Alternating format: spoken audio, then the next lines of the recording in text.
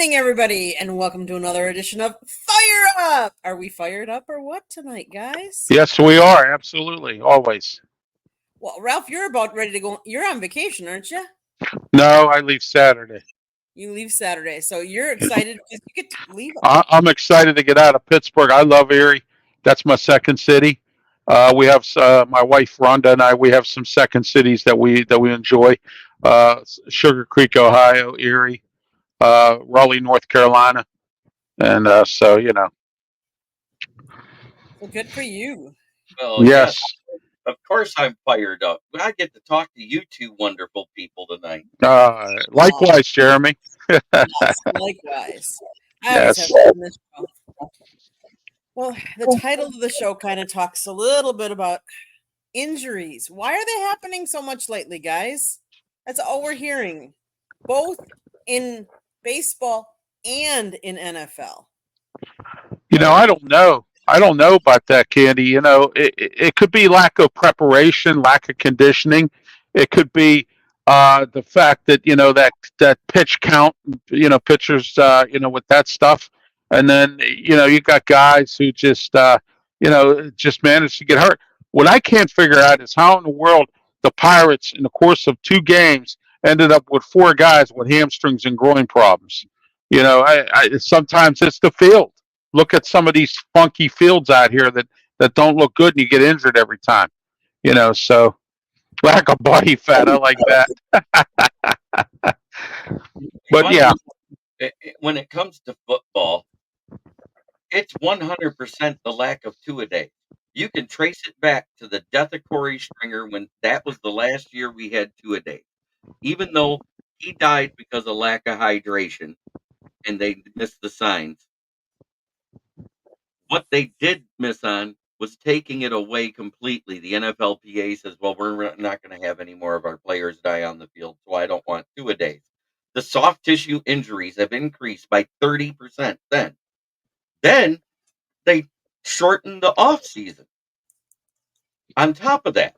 So that's less conditioning for these guys. Some of them work out in their off season, but let's face it, we know a lot of them don't. You can see the oh ones yeah, You can see the ones who don't. They don't come in with any body mass, any loss of body fat. That means they're not working out. They're just here collecting a paycheck. And you see it all the time. And lo and behold, you end up with more soft tissue injuries. But what you are seeing less of is career-ending injuries in the NFL. yes. That's also coupled with the medical advances in the surgeries to fix those things that normally were career killers: ACLs, MCLs, PCLs, Achilles tendons. Those used to be career killers. 91 was when the medical field changed on how they treated Achilles tendons. It has not changed since. I like So that one comment. I'm not even going to say it. I know what that comment's about, but I'm not going to say it. I got you. Oh my. But at the same time, some of these guys wuss out so much it isn't funny. We had a guy on the Lions, our offensive lineman that was a Pro Bowler the year before, Jonah Jackson. He literally had a hangnail and missed 3 games due to a hangnail. Then he had something to do with his wrist, and he missed another 5 games. And I said right at the end of the season, I said, you watch, they won't re-sign him, and I don't blame them. Right. Right. They just did a couple injury settlements here with the Steelers. I mean, We did one, and that was with God, who was it? Ike Becker, the guard we signed from the Bills. He got hurt. yeah. I see my buddy Chicken Nugget King, Buddy Conquito, Will Voggs. Thank you for chiming in, guys. Don't Thanks, forget, guys. support the channels that I'm sharing this from. It is actually the South Florida Tribune, and I'm going to say Yes. that because they need our love too. Yes, they do. support me as far as a writer and also for podcasts. So I support them the same as I do Ralph for his show because he comes on my show. I support his, and now I'm a co-host on one of his shows. Yes, absolutely. And I'm glad to have you as well. It's all So good. It's all good. Candy, if you ever want to come on the External Bum Show, you're always welcome. I appreciate that. I appreciate it.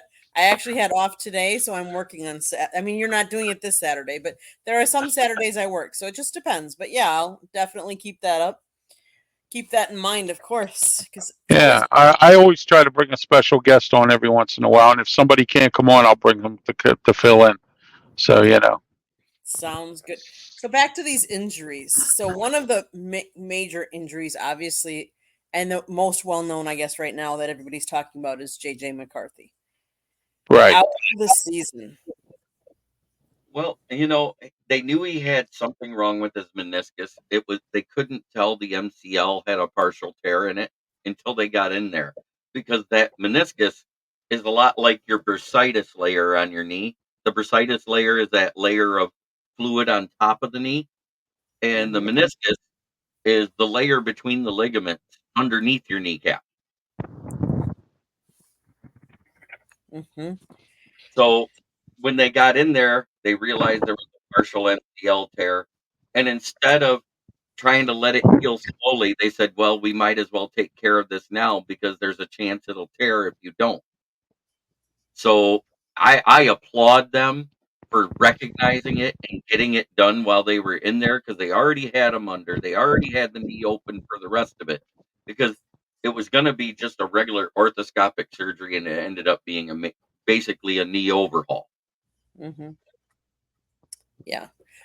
Do we think that for JJ this is really going to set him back a lot, or do we think it's actually good for him because he'll now be one of those rookies that they sit and let absorb and learn the system, learn how to read things? So which way do you think? Do you think it's Well, good or not? Well, I don't think it's good. It's never good to get hurt. But whatever. But the good news of all this, like you said, is at least he gets to sit and learn and understand the system and understand the speed of the game by sitting and learning. And there's nothing wrong with that. And then I don't know what Sam Darnold can do to teach him anything. And I know Kevin McConnell today was criticized. They had a scrimmage or something, or a shared practice, and he went to the defensive coordinator of Cleveland and said, "Can you please not hit so much?" Because he was starting to pile up some injuries today. It seems like these practices, these joint practices, injuries are starting to pile up.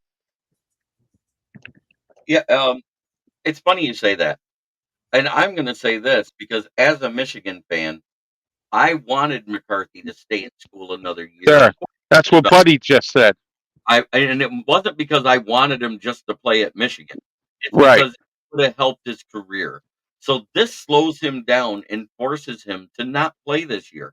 He gets to look at that playbook, study it, know it like he knew the Michigan playbook Right. while it was under Harbaugh. Because if you notice, they basically hid him those 3 games when Harbaugh was suspended. Yes. They They did. the ball less than 20 times a game. It was handoffs 45 to 50 times a game between Blake Corum and Donovan Edwards. And that's because at the beginning of the season, he looked really good in the cupcake part of the schedule. When you got to the meat of the Big Ten, he was struggling at times. And it wasn't so much that he threw picks, but for every wow throw, he'd have the WTF throw. Mm-hmm. And that's a sign of decision making. Either he held on to it too long and it would go towards the ground in front of the guys, or he'd release it a hair too soon and it would sail over their heads. That's decision making and mechanics issues. And they've also pointed out he had mechanics issues right away. The only bad part is he doesn't get to work on those mechanic issues until he can walk again. And Right. yes, Buddy Conquito's exactly right. He needed more experience before he hit the NFL. He's like Caitlin Clark. Caitlin Clark should have stayed at Iowa. She could have probably won a national championship, but she decided to take the money and run, and that's exactly what she did. So he did the same thing. She did come back and stay her last year. They just didn't win it. Yeah. Okay. All right. I was wrong on that one. Yeah, that was her senior year. So, and I love the Caitlin Clark story. Don't get me wrong, but at the same time, I understand it's a college scoring record, and I love it. I love the fact that she beat Pistol Pete's record. But at the same time, there's a slight taint to it. There was no 3-point line back then. If there was a 3-point line, you could have added 1,300 more points to Pistol Pete Maravich because he would hit from just inside the half court to win games for that team all the time, his entire career. He was definitely a deep ball shooter and became a deep ball shooter in the NFL. Lion King even in. What up, though, Smoke? Hey, I haven't seen you for a minute, brother. So I want to go on record. I did not mean anything bad about JJ McCarthy. I obviously do not want anybody injured. No. But I also do think that sometimes we rush these rookies into, and maybe not rush them, but we kind of force them into playing right away. And I don't always think that's the right thing, because I think there's a big difference between the college level and the NFL game. And sometimes I would say if you're an elite, you can sometimes make it work. But if you're not elite, they stumble, and then they lose confidence. And then I don't think they necessarily become the quarterback they could be, if that makes sense. Well, you know what, Candy? It does make sense like that. But let me explain this. Don't forget, you have a 5-year rookie contract. And I think a team, to save money with their salary cap, would rather have a rookie like that play and rush them into the system so that they don't have to pay some big free agent like Kirk Cousins or somebody like that. Now, Go ahead. But at the same time, you know, as bad as Minnesota's had it, and let's face it, with what happened to Kyrie Jackson with the car accident, then Mekhi Blackmon looks like he's stepping up into that 2 role to replace Kyrie, and he blows an ACL. And then the backup that was drafted after Kyrie started playing well. He blows up an ACL. Then the following week, Jerry Tillery, the defensive tackle they signed, blows out an ACL. And now you've got JJ McCarthy with an MCL. As bad as that team has had it. And rest in peace and prayers to the family and the fans. Yes. Loved Kyrie Jackson in the short time he was there. But at the same time, the most injured team in the NFL right now is the 49ers. Yeah, I heard they're in bad shape.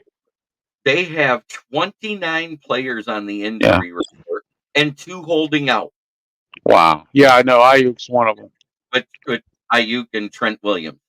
Mm-hmm. So, but at the same time, how this will help JJ McCarthy is the interior O-line of Minnesota was not that good in the passing game. So it's one of those things. If he'd have played, he might have got hurt in the season. And then that would have damaged him more, because by Darnold not having anybody to push him as the starter, he can relax and just be himself. Because remember, he went 4-2 for Carolina that year. Yeah. After I can't remember, Matt Corral stunk up the team. But no, Sam Howell was in Carolina. Matt Corral was somewhere else. No. I'm talking about Carolina Panthers. Yes. Sam Howell was there. No, Sam Howell was with Washington. Oh, wait, he was in Washington. That's right. You're right. Matt Corral was there. Yeah, you're right. Now Matt Corral's in the UFL. So. Right. Matt Corral was there, and he was drafted even though he had a knee injury in the Pro Bowl he played in when his agent warned him not to. So he went on, and he stunk up the joint. I think he was yes, he did. Start the season, and then they let Sam Darnold take over, and Sam Darnold went 4-2. And in the NFC South, they almost had a chance to make the playoffs, but Sam Darnold got hurt, and then they were playing their 3rd string guy, and it went down from that. Yeah, yes. Mullins last. Yeah, so Minnesota still has Mullins, who's a serviceable quarterback, and you like him in a short stint, but you don't want him starting for any length of time, because we saw what happened when he faced Detroit those 2 times. He wasn't that good.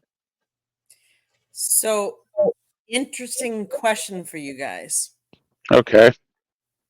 The Packers obviously don't have a veteran backup if something, God forbid, would happen to Love. Now the Vikings don't really have a veteran backup because Darnold's going to be it. So, do you think either of the teams are going to go after Tannehill? Well, Yeah. Tannehill actually publicly said he wants to be a starter. He will not take a bench role. He said he's happy to sit on his couch at home and spend time with his family until a role opens up for him. So I don't think anybody's signing him because he visited 6 teams already. And Yeah. that was Arizona, Seattle, Denver, Washington, Carolina, and one other team. And all of those teams either traded or signed a backup the next day. Yeah. Washington's got Marcus Mariota. So, The next day they signed Marcus Mariota. Yeah. Yeah. And he's a good backup. I mean, I wouldn't deny that. He's come in and done spot starting, just like we have Kyle Allen. I mean, I keep telling everybody, oh, Kyle Allen. No, Kyle Allen has won some games when he had to black up Josh Allen up in Buffalo. Right. He's not horrible, but No, not starter material, and you wouldn't want him to be your starter. no. But if he had to come in and spot start, like Right. a game or two, So who do you think Green Bay or the Vikings are going to go after? Because neither of them have a veteran backup. Well, there's guys like Blaine Gabbert, Brian Hoyer, AJ McCarron, and Ben DiNucci, which are the next ones on the list. I skipped over Trevor Siemian because I don't think he's a good backup. Well, Ben DiNucci just signed with Buffalo. So there's one off the board. So he's off the board. He tried out with he came in and tried out with the Steelers. The Steelers didn't want him, so he went to Buffalo.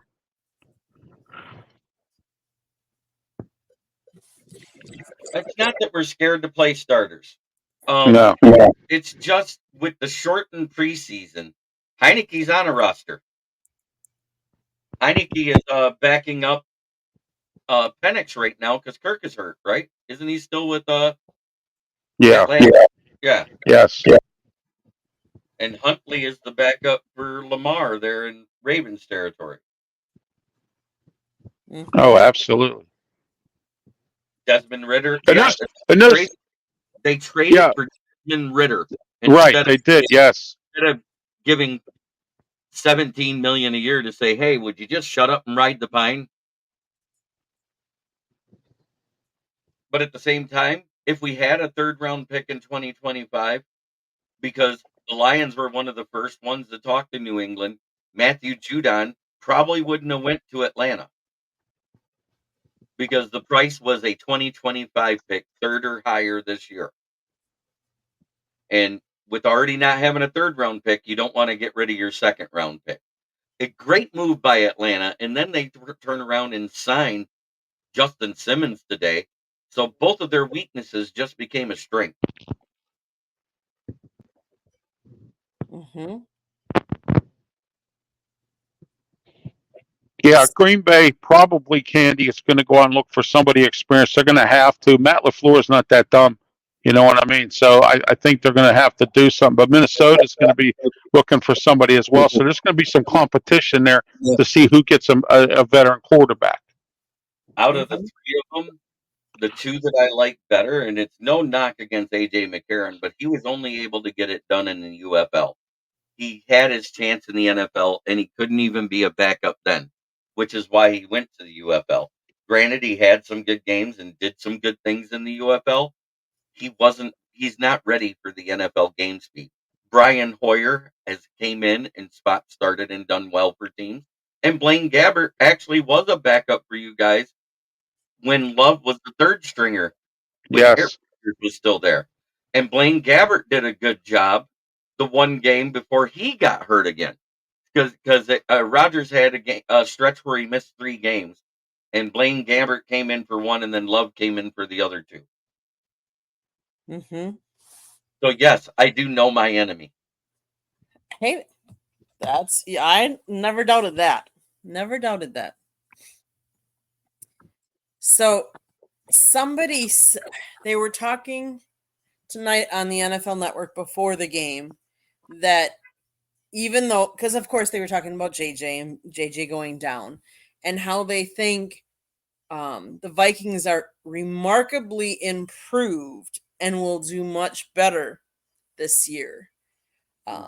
Do we think that's true, or They still lack the interior O-line to make a push for the passing game. They still lack half a field in the secondary. Because as long as Lewis Seen is one of their safeties, he's a liability. They traded away Andrew Booth, and I don't remember the guy's name, but I looked up his height, his weight, and everything else. And he's not a good cover corner, but he tackles well. But he's 6'4" and 188. That's a human skeleton at a carnival show. It says here, free agent quarterback Nathan the Choke Peterman. Is he still a free agent, or did he go somewhere? Jeremy, do you know? He, as far as I know, he's still a free agent too. But Nathan, Yeah, if you got Nathan Peterman, that means your UDFAs and your rookies that you have in the background are straight dog water. Well, he chokes because he choked at Pitt, Jeremy. It was terrible. He choked in the bowl game. He played in the Senior Bowl. And he choked, and then he choked in the NFL. So I call him the choker because he choked. I doubt we can get anybody from a team like Cleveland or the Ravens, or because you have starting QBs that have an injury history. So therefore, they like the guys that they have in those situations. I mean, look at Cleveland last year when Deshaun Watson went down. The next guy comes in. He looks good. He goes down. The next guy comes in. He goes down. I can't believe that they went through 5 quarterbacks before they could find one that could win more than one game in a row. Patty Grimes said Nate Peterman's still throwing interceptions. Absolutely, he's a choker, Patty. He chokes. I agree with that. Oh, every time he does something, he chokes. Okay, here are some of the free agents: Ryan Tannehill, Trevor Siemian, Blaine Gabbert, A.J. McCarron, Brian Hoyer, Kellen Mond. Yeah. Ben DiNucci signed with the Bills, and Nathan Peterman's still out there too. So that's what you have available. So if I'm Green Bay, I probably might take A.J. McCarron. I mean, he did a good job in UFL. He's resurrected his career a little bit. Brian Hoyer's been around. Kellen Mond, I don't know about him. Blaine Gabbert's been in there, so you know. If you want to talk about familiarity with the system and with the coach and everything else, Blaine Gabbert's the answer for a vet. Yes, right. Yeah, Because I agree with you on that. Yeah. It hasn't changed because it's still Matt LaFleur's offense. What do you think about Minnesota? Who do you think Minnesota should go after? Well, Brian Hoyer. Yeah, I would get Hoyer in here. Absolutely. Out of that list, Kellen Mond, he was there back when it was the Mike Zimmer team. You don't want anywhere near a chaos. You don't want, yeah, exactly. I agree with you on that because Minnesota has to, get rid of the Mike Zimmer smell. You know what I mean? From there, so high on Dallas this year. Yeah, I know he's their defensive coordinator. Took over for Dan Quinn, who left for Washington. Yep. We'll see what he does down there. So, are there any games you're looking forward to this weekend? Well, because Dan Campbell has hinted that he may run starters versus the Chiefs. And the reason why, and I'm going to say, I applaud it if he does. Because the one thing Andy Reid does every year is he refuses to do joint practices, and he runs his starters out 2 games a year. One game is like their warm up, the next game is like their dress rehearsal, and then the third game he evaluates the backup talent. So I agree. We should run our starters out versus their starters. Why are we going to put our backups out there to get killed? Because that's what'll happen. If you have starter NFL talent versus backups, whether it's the quarterback, the O-line, whatever, you're not going to be able to evaluate your talent. Right. So I agree with it. And I think that more coaches should learn that from Andy Reid because guess what? since he's been there, and he's been doing this, and that's even since 2-a-days have been done. They've been in the playoffs every year. They've been in the playoffs the last 5 straight years. They've made it to 4 Super Bowls and won 3 of them. Yes, they have. Yes, So- you're exactly right. I mean, Andy Reid makes it work there, Candy and Jeremy, and it's like Jeremy pointed out, it's real simple, and he's been to the Super Bowl. So here's a guy who really knows what he's doing. He's got a good staff, assistants and whatnot. So that's a good idea, because all these scrimmages and joint practices, they're causing injuries right now, and fights and all that stuff. I had Bo Crouch on my show on Tuesday, and he was talking about how that Seattle thing with that fight with that joint practice, that causes injuries too.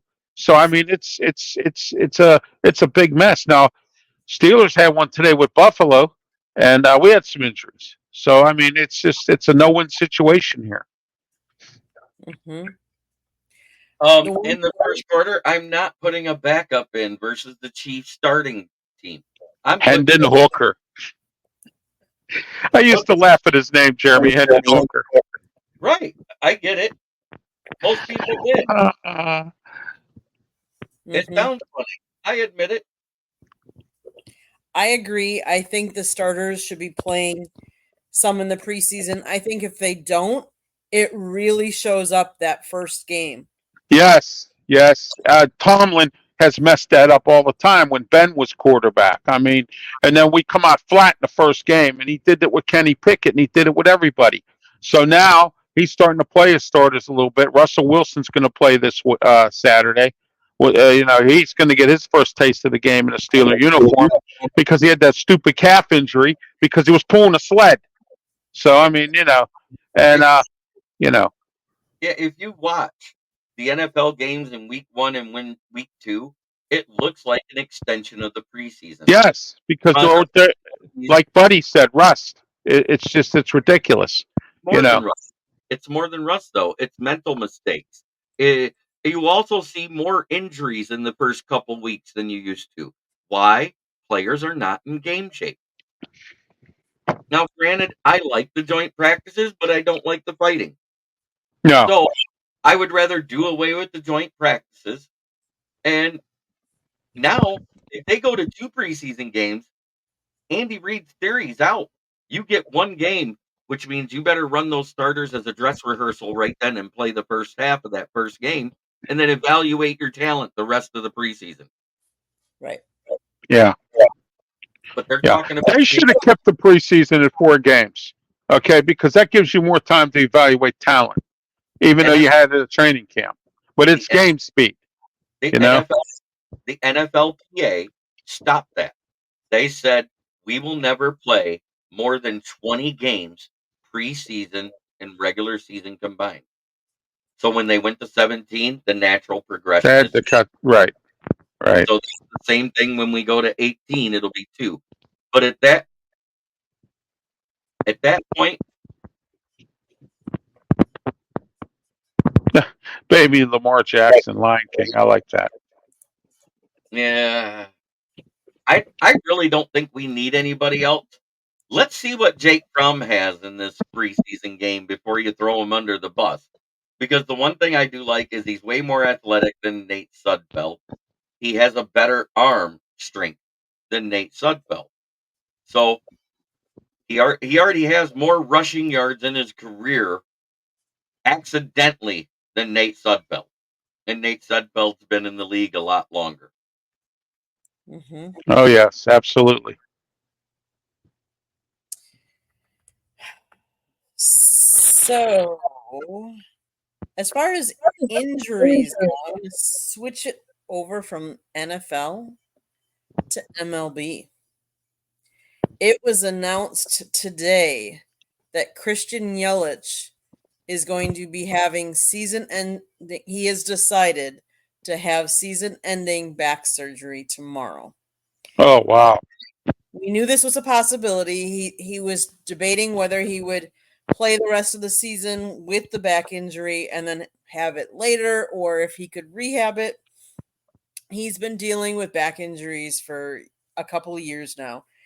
kudos to him because I give him credit. The Brewers are having a really good season.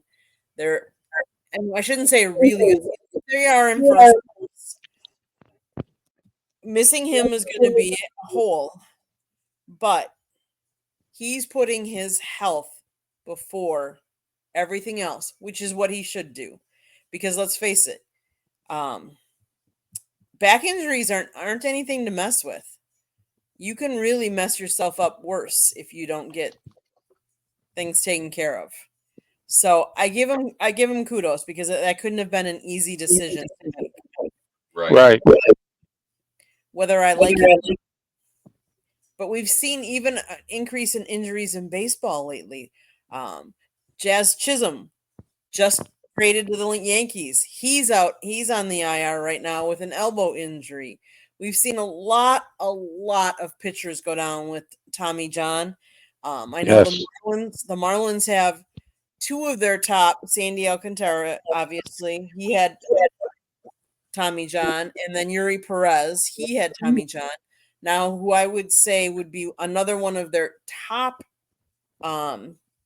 guys, Jesus Luzardo, he has an injury.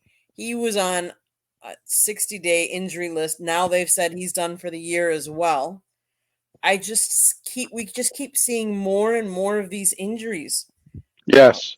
It's probably lack of conditioning, like Jeremy said, Candy, because, these players are just not doing it. I mean, like you said, they're just there to collect their money, and do what they got to do.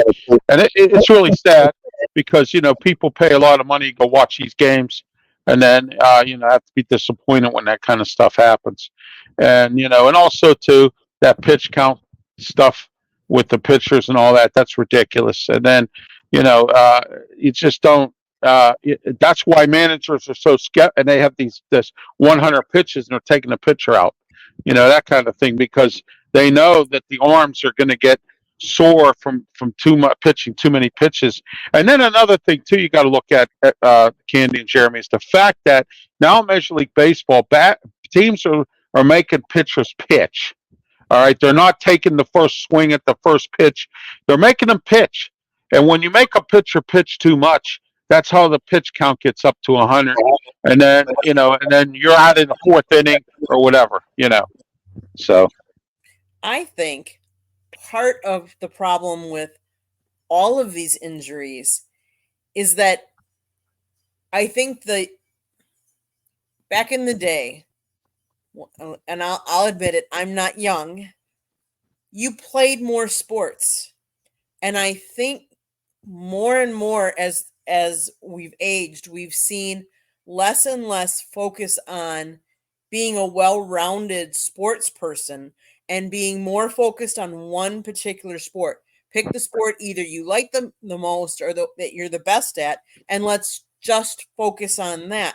And I think when you do that, you're wearing out your muscles and you're not using all of the different ones. That I think that's partly why we're seeing some of these injuries or more. Well, I mean, I could be wrong, but it's coupled with that. But that pitch clock thing, I have said it all year, and I'm going to continue to say it. As a pitcher goes 3 innings into a game, they should increase it by 5 to 10 seconds after that for the next 2 to 3 innings. That little bit of extra rest is less wear and tear so fast on the arms. We seen pitchers that weren't able to get a pitch off and lost a game off of it in extra innings now. And look at the Tigers and all the players they lost to begin the season, and now that people are coming back and entering the lineup, and now they're going on a little bit of a tear. They just swept the Mariners. The Mariners just swept the Mets. So they're not a bad team. They're sitting actually they had 14 more wins than the Tigers when they came into the series. Not anymore. Now it's down to 11. And we've seen the Twins lose a game. We've seen the Guardians lose a game here. We've seen this team lose a game here, which means the Tigers are actually gaining momentum. Am I saying they're going to make the wild card? No, because I didn't have them as a wild card team to begin with. I said they'll probably win right around 65 to 75 games and just miss the playoffs. And it's trending in that direction right now, because with those 3 wins, they're at 56 wins now. So there isn't much baseball left now, guys. You only got about 20, 30 games, and they're winning 2/3 of them. Add 20 games, that's 76 wins. Yes, and buddy, I would have to admit, I do also have an admiration for someone that comes back after bad injuries. Sorry to hear that your son had an ACL injury in soccer. I'm sure he worked hard to get back. Oh, we got Broski Bear in here. He's been following every other podcaster, and now he's finally on mine. Congratulations, Broski, for joining the chat. Yes, yes. Number 30 can hit. He did. Well, good for him. I mean, I can't imagine having an ACL injury and trying to come back. And I give anybody credit for playing soccer, because granted, it's not the sport that I love or follow very much, but you have to be in really good condition to play soccer. Yes, absolutely. Constantly running. So I apologize. I had to go off the air. My neck is bothering me, and I have to throw a patch on. So nope, you're fine. You're fine. You know, I got that neck problem. So. Oh, he almost gave up. Well, I'm glad he didn't.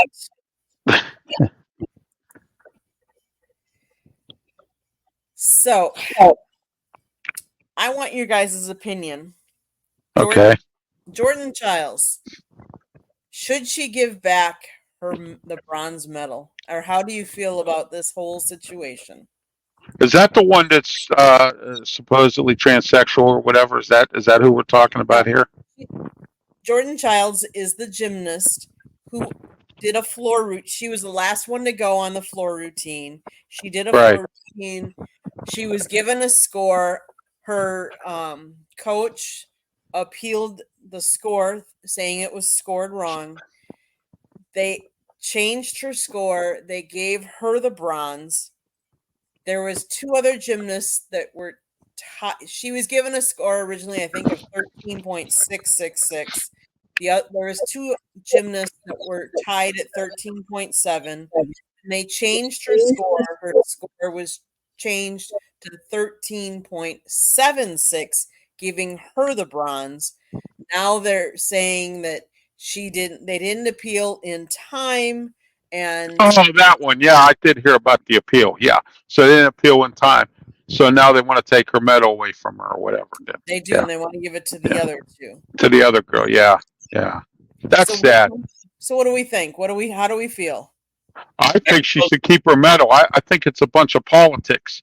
And and then it's really sad that you have to have politics in the Olympics. That shouldn't happen. But it's politics everywhere with everything. So you might as well put it in the Olympics now too. And that's a shame.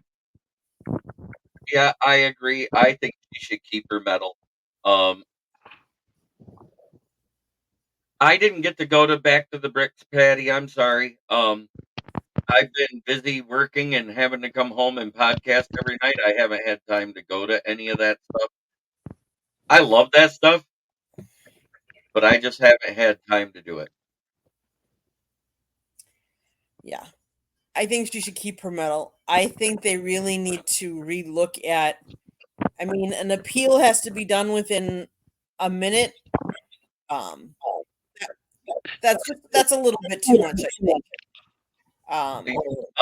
Yeah, bro. I agree with you, but this isn't a place. This is actually a news channel, a news media outlet's YouTube channel. So I'm sorry, we're not going to put your comment up on the air. I agree that that's something that should have never been made a mockery of. Right. But you know what's wrong today? Everybody thinks everything is a joke, and it's not. Okay. And the bottom line here is, like, for instance, I'll give you an example. I was at TSA at the airport in 2019. That's why I don't fly anymore. They confiscated something out of my wife's purse, and I told them, "You're a thief." And they started. I was getting real angry. I said, "You shouldn't take stuff out of my wife's purse that don't belong to you." and then to try to tell my wife she had to take it back to her car when we had already valeted it, and we don't know where it is because it's been valeted, and we're already running kind of not late, but we want to get to our gate. Okay. And I had this big argument, and my face was turned. I was in a bad mood. I was pissed off. I started screaming the hall. People are standing there laughing. They think it's funny. Nothing's funny like this or anything like that. And nowadays, everything is a joke, and it's not funny. How would they like it if somebody took a trophy from them, from somebody? You know what I mean? Or took something away that you liked and everything else. Everybody thinks everything is a joke, and Jeremy's right about you get these media people. They're on Facebook, they're on social media. Everything's a joke. It's not funny. Car accident. Somebody has a car accident. They think it's a joke. It's not funny. Right. Yes. I'm fired up tonight. It's not funny. Religion. My wife's here even laughing. Okay. Religion has no place in the Olympics, like it shouldn't have in media, nor should it have in politics. Right. And the optics of it, to those of us that are Christians, we were offended. And I'll leave it at that. But at the same time, this is not the time or place to get into that. We can do that on any opinion show, but this is a news show. Right. Right. Okay, guys, my town. We ready, or is there anything else that we really want to talk about before we go to? No, I'm ready to go. I'm ready for my town. Okay. Patty says she likes it when I'm fired up. That's right. His nickname's Patty. He's from right here in Grand Blanc, Michigan, right around the corner from me. Oh, okay, great. But at the same time, in my town, you know what? I am so happy that none of those injuries were as egregiously overstated by the media for what happened to the Lions players this week at practice. It's a pec strain for Arnold. He's already back at practice. It was an ankle strain, not a sprain, for Rakestraw. He's back at practice and playing again. And Hendon Hooker's been on the side throwing with the coaches the entire time and throwing with one wide receiver on his mechanics. I know you love that name. I made fun of it when he was getting drafted. I said Hendon Hooker. It's a great name. It is funny to say. But at the same time, yes, Buddy Conquito, she is a Packers fan. She is from Wisconsin. Yes. Is it Appleton is where you're from? No, I'm from Milwaukee area, Menominee Falls, which is a suburb of Milwaukee. So, yes, Ralph. One of the top 5 drinking towns in this country, Milwaukee. Mm-hmm. Pittsburgh, St. Louis. I can name you a few of them. So, all right, my town. Well, the Steelers announced today. Mediocre Mike announced that Russell Wilson will play on Saturday. Not sure how long or how many, but he'll be in the game. It's good to see him back and getting into the groove of things. And he's excited. So are the fans to see what Russell Wilson's going to do. For this preseason game. I don't see much of a play. Nate Herbig, our so-called starting center right now, has an upper body injury, so Zach Frazier will be playing a lot more this Saturday, which is great to hear because he's a great young guy and very powerful. I watched him block, and I tell you what, this guy is really amazing. He's going to be another Damani Dawson. He's going to be another Marquise Pouncey or another Mike Webster. And Jeff Hardings. We've had some great centers over the years, and so I think he's going to fit in that mold real soon. I like our offensive line, but I think that's going to happen. And then you have the Pirates here who have blown 10 games, and let's see if Skeens can get back up and going here on Friday. Skeens pitches great. Then the bullpen comes in. They either do something wrong or we can't get them. We can't do anything at all with offense or anything to help the guy. Yes, RXJ, thank you for that. Thank you for also participating in my shows. I really appreciate you. But anyway, That's what's going on. And then was announced recently, Chris Letang has asked for a trade from the Penguins. And to be frankly honest with you, that's fine with me. If we could get some players for him, younger players, that's great. He wants to be traded to a Canadian team because he's from Canada. So he wants to play there. And then Malkin has announced that he'll retire after his contract's over, and he's going to Russia to play there. And he's going to, plant his roots there and stay there. So, there you go. The Steelers' next Mike Webster. Better ask somebody. Yeah, well, I hope he doesn't become as messed up in the head as Mike Webster was, because as I've mentioned before, I was his personal cab driver. Right. It's sad to see him pass like you did. I hope he means as a player with that statement. Yes, absolutely. Zach Frazier is going to be a top-notch center. I think he was a great draft pick. I was surprised he was still available, and I'm glad that we got him. Better us than somebody else. So Juju Smith-Schuster sitting out there. I'm waiting for the Steelers to bring him back. See what happens. We might have to. You know what? And let them toot their horn. This is probably, on paper, the best offense the Bears fans have seen in their lifetime. I'm not even going to joke about it. But at the same time, I'm not as high on their O-line. Just like I'm not as high on Minnesota's O-line. And I'll leave it at that.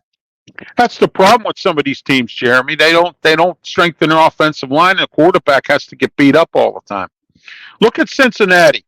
How many times their offensive line was bad? They went to the Super Bowl and got exposed. I told everybody that. Nobody believed me. And then they get in the Super Bowl and they get exposed. So I mean, if Jesse Bates didn't channel his inner Jaquiski Tart, the Bengals win that Super Bowl. Yes, absolutely. And then on top of that, now they have in the last two drafts, drafted offensive linemen just like the Steelers have. But that Mims, they took that Darius Mims. He's hurt now. I don't know how long he's going to be out. So I'm glad we didn't get Mims.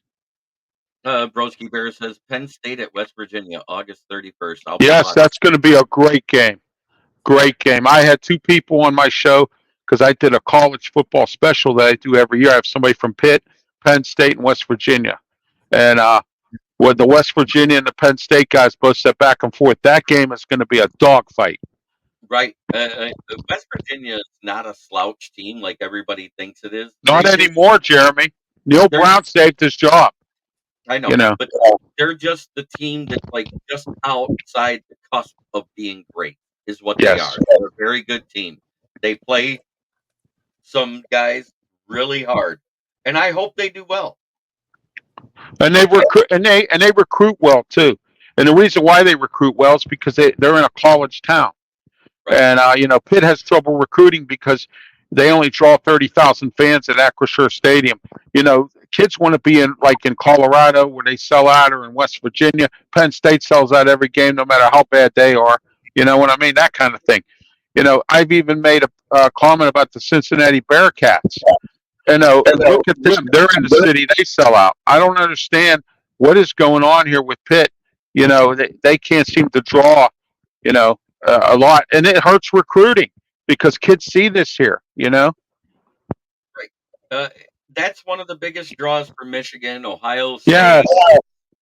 And as much as we hate to say it, Tuscaloosa is in the middle of nowhere in Alabama. Nowhere. Yes. It was a town built around the college. Right. So, that's why it's their Super Bowl every time there's a game there, Jeremy, and that's their economy. Right. These college towns like that.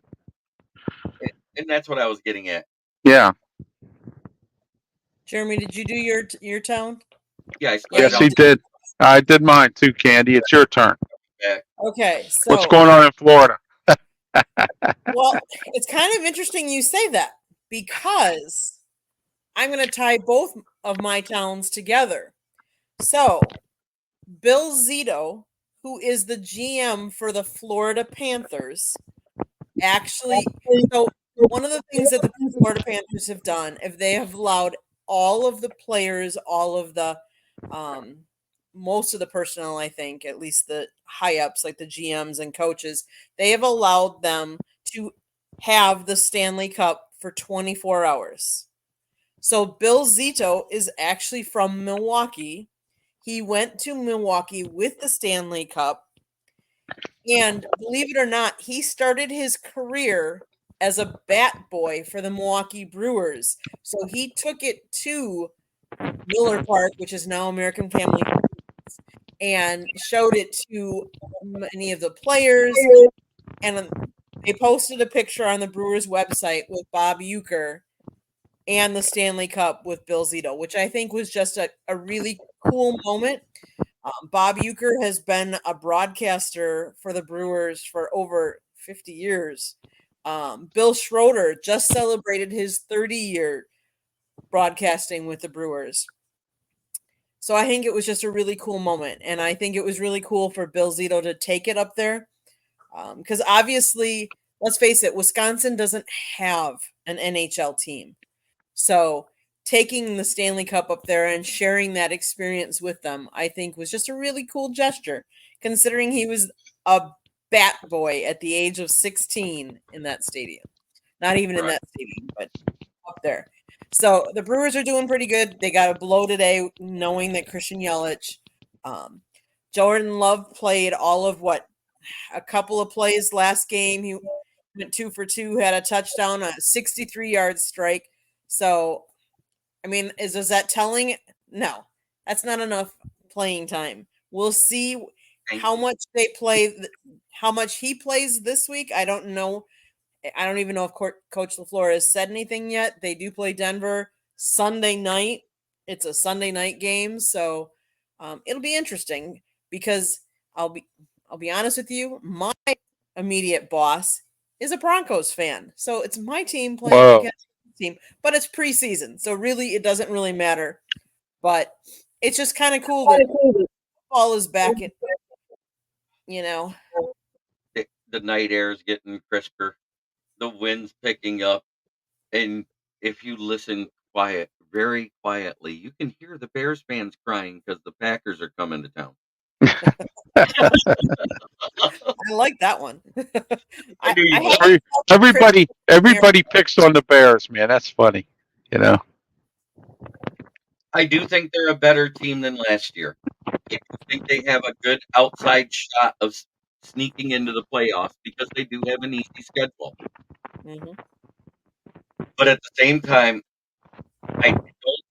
I'm going to put this out there because there is an NFL history thing that's never been done, and that's neither team, whether they won or lost, that played in the Hall of Fame game, made the Super Bowl since its inception. So it doesn't matter if you win or lose that game, and you may make the playoffs, but that doesn't mean you're getting in the Super Bowl. And I'll leave it at that. But I do see them winning anywhere from 8 to 10 games this year. Just because the schedule outside the division for them is so much easier than what they've had over the last year. I think it'll be an interesting division this year. I think all of the Packers, Vikings, Bears, and Lions, that could be a very tough division. I can see where everybody but Minnesota splits. Because I with as bad as all the injuries have been to their defense and everything that's going on with Minnesota, they could go 0-6 in this division because it's so tough. I'm not trying to be mean to Minnesota. I would say even before this last year that Lions have really improved, and so, is that this division always plays each other in the division very tough. No matter what kind of season anybody's having, it's a very tough, very physical games, I would say, compared to some of the other us playing other divisions and stuff like that. I want to say thank you to Chad for joining the chat tonight. Thank you, sir. Yes, absolutely. Lee as well. So all of these people. I want to thank everybody. I want to thank everybody for joining in. I want to thank everybody who joins in here and on Jeremy's show for coming and commenting on my show. I have more subscribers now on YouTube because thanks to YouTube, because of me being on these shows. Well, that's what it's all about, networking. Yes. Exactly. Well, I want to thank everybody that's in the chat room, but I don't think any parting shots anybody wants to say? I just want to say that the planning here in Pittsburgh is bad. They need to talk to Major League Baseball. They plan a Pirate game, and the NFL has a Steeler exhibition game at the same time. So they had to bump the Pirate game back to 1 o'clock, and now we have a Steeler game at 7:30. This city has a bad habit of planning too many activities at one time, and then they want to know why things happen. Okay, because you do too much. All right, the Pirate game alone will sell out Saturday because I think they're having fireworks. And Friday night's Paul Skeens. That game's going to sell out. And then we're playing the Seattle Mariners, who haven't been here since who knows when, or even at all in a long time. So all the games are going to be sold out this weekend. So you'll make your money off of that. You don't need to have drunken Steeler fans trying to, with Pirate fans walking in and out. That's my parting shot. Thank you, DC8091, for the update. Haven't seen you in a minute, sir. Welcome home. Welcome back to Michigan. Yes. Thank you. I think the AFC North is going to be tough too. Steelers, Bengals, Ravens, Browns all improved or stayed the same. I hope Fields balls up.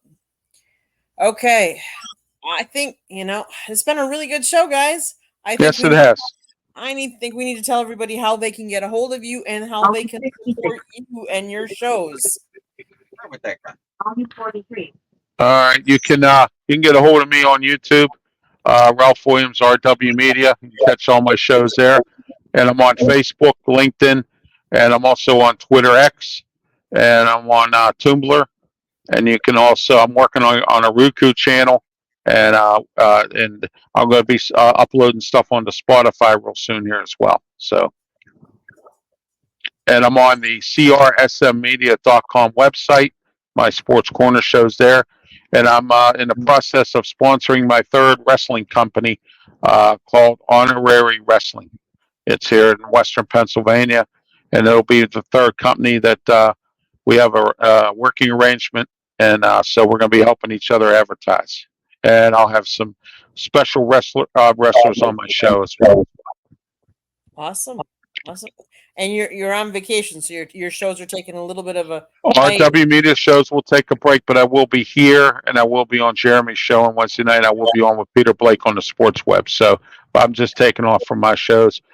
Every time I go on vacation, I do a lot of thinking, and maybe I'll rearrange some things. I got some new videos, opening videos. Jeremy saw the sample of the one we have for the external bump, and I just put the new one out yesterday for Ralph's Opinion. So, and I have a new one for Bible Capsule and for Ralph's Opinion Local. And so there you go. Now all my shows have videos or opening videos. So that's good. Awesome. And my website's almost finished. They just uploaded the pictures I sent them.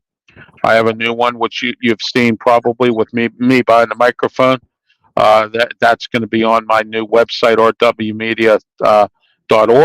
www.rwmedia.org. It's coming up, which was done by Data. It's called. So, nice. Awesome. Well, you can find me here on the South Florida YouTube channel every Thursday night for Fire Up, and occasionally on Tuesday nights for Inside the Pigskin. You can also find me on my channel, Kneecap Biting with the Motor City Lions, where I talk Lions football 5 days a week, Monday through Friday, noon to 1. Also on Mondays, Fridays, and Sundays. Wednesday night is my NFL Roundtable show where we talk about all around the league, and we also do pick'ems for each week's game. We do a pretty good job, my guys and I. Ralph is my Steelers guy. I got Will for the Panthers. I got Jordan Davidson for the Patriots. I've got Mike Johnson for the Vikings. I got Mike Marsh for the Packers. Sometimes Ken Catalone for the Packers. God, I've had a plethora of guys in there. Shannon Craig Gregory said once the season starts, he'll come back. That's my resident Bengals fan. And a plethora of Lions guys like Bistrella, Lions Rumble, and a few others that pop in. Occasionally Detroit Dom. And Will Fogel. Yeah, I said him to begin with. Yeah, he was one of Yeah. the first I mentioned with. But you know what? We have fun. It's a We do. It's a longer show than usual, and Ralph can never stay for all of it, but he's I there. can't. He's Yeah. there for the news part of it every time. Awesome. I want to thank you, Candy, by the way, for the offer earlier today on the messenger. I appreciate that. No problem. I get it. Hey, we all got to support each other however we can, and so South Florida Tribune. If you see a red subscribe button in that lower right-hand corner, hit that subscribe button. Like us, share us with all your friends and family. Monday nights, we talk hockey on Fire Up Florida. We talk baseball on 108 Stitches Baseball Talk Monday night. Tuesday night is Inside the Pigskin. Wednesday night is Sports Exchange, and Thursday night is Fire Up. On Sports Exchange and Fire Up, you just never know what we're going to be talking about. We could be talking about anything. My husband actually wrote a book, Lessons from the Microphone, Tuning into the Enduring Wisdom of Visionary Leaders. It's written by Scott Motor City Madmouth. Go get your copy today. It's available on Amazon, Barnes & Noble, Kindle, Apple and Google Books. Look, Ralph's got the book. I know Jeremy has it too. That's okay. But it talks about Scott's 40 plus years in the media business. He has lots of stories to tell. A couple of pictures you can even go see a young Muhammad Ali with him. If you like to listen to our podcast, you can get us wherever you get your podcast, Apple, Google, iHeartRadio. We have a website, www.southfloridatribune.com. Jeremy writes for us. Scott writes for us. We get transcripts from the Lions, the Jaguars, and the Dolphins that we put up there. And we get NFL communications sometimes too. So we put all of that up there. So if you're into any of those teams or the NFL, check out our website. We also have a link to our store. You can buy South Florida Tribune merchandise or Motor City Madmouth merchandise. Go check us out. There's a link to Scott's book there as well. If you'd like to advertise or want to sponsor a show, call Scott 954-304-4941. Anything else, guys? No, I don't have anything else. It was a great show as always. It's always great to be here with you, Candy and Jeremy, as always. And we'll be in touch. We'll see each other next week, and I'll be in Erie, Pennsylvania. So at the end of every show I'm a part of, I say the same thing. Try every day to be a better person than you were the day before. It's the only way to make the world a better place. It starts right here. The only thing within our control is how we react to things that are out of our control. Thank you, buddy. I want to just thank everybody that has commented in the chat room. Hello and goodbye. Yes, Mr. Ken. I got to do it. It's my resident DJ. He may be retired from doing it, but hey, Jeremy, I'm a DJ too, you know. I know, but my dad, when he comes in the chat, I do that for him. Oh, I know. I have that sound effect on one of my mixers. Awesome. Well, I hope every one of you enjoy your weekend that's coming up here. Whatever you may be doing, just remember to respect everybody. Because I think we've lost a lot of that in this world. And I think we all need love and respect, and everybody deserves it. Have a great week, everybody. Yeah, have a good one, everyone. Thanks.